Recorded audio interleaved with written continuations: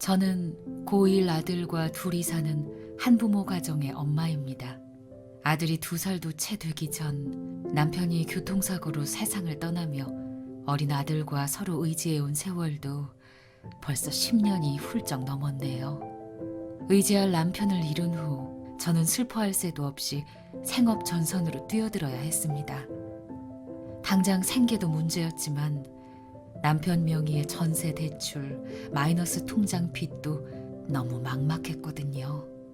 일용직 근로자, 대리운전 기사, 닥치는 대로 악착같이 일했습니다. 이런 상황 속에서 무엇보다 저를 힘들게 한 것은 삶의 고단함이 아니라 희망의 부재였습니다.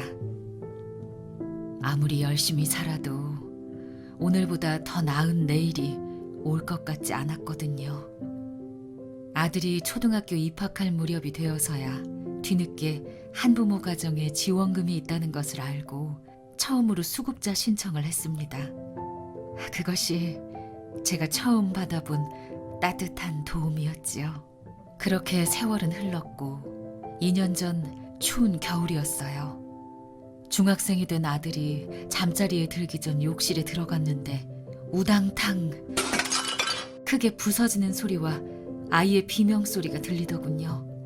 가슴이 덜컥 내려앉았습니다. 아들이 양치를 하다 살짝 몸을 기댄 낡은 세면대가 무게를 견디지 못하고 그만 떨어져 버린 거예요. 아들은 산산조각이 난 세면대 위로 넘어져 크게 다치고 말았습니다. 상처는 생각보다 심각했어요. 깊숙하게 박힌 세면대 파편과 부스러기들을 제거하고 찢어진 피부는 이식수술까지 해야 했습니다.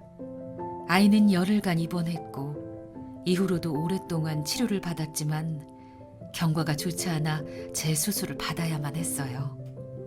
아픈 아들을 돌보느라 일을 할 수 없고 빠듯한 살림에 들어놓은 보험도 없어 병원비를 감당하기 힘들었습니다.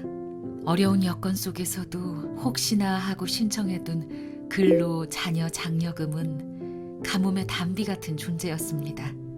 때마침 장려금이 지급돼 큰 도움이 됐고 위기를 넘길 디딤돌이 됐습니다.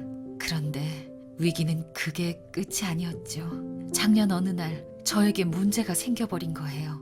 사실 저는 먼저 떠내보낸 남편에 대한 미안함과 동시에 아들을 모자람 없이 키워내야 한다는 책임감으로 10여 년간 저 자신을 돌보지 않았어요. 몸에 병이 생긴 줄도 모르고 며칠씩 일도 쉬고 수술도 해야 했지만 아주 불안하지는 않았어요. 근로 자녀 장려금이 있었기 때문이에요. 제가 열심히 일할 수만 있다면 계속해서 저를 뒷받침해 줄 거라 굳게 믿었죠. 이런 장려금의 가치는 돈이 전부가 아니라고 생각해요. 장려금은 힘들었던 순간에 든든한 버팀목이 됐고 그 덕분에 우리 가족은 다시 일어설 힘을 낼 수 있었습니다. 지금은 아들의 대학 등록금도 모아가며 매달 조금씩 들어가는 청약 통장으로 국민임대주택에 입주할 희망이 생겼습니다. 힘내서 살아가야 할 목표가 많아졌죠? 이렇듯 근로 자녀 장려금은 어려움을 극복할 힘과 함께 우리 가족의 희망이 되어주었습니다. 우리에게 큰 도움이 되어주고 성실히 살아갈 힘을 준 근로 자녀 장려금. 팍팍한 삶에 행복이란 새싹을 틔워준 희망의 씨앗입니다.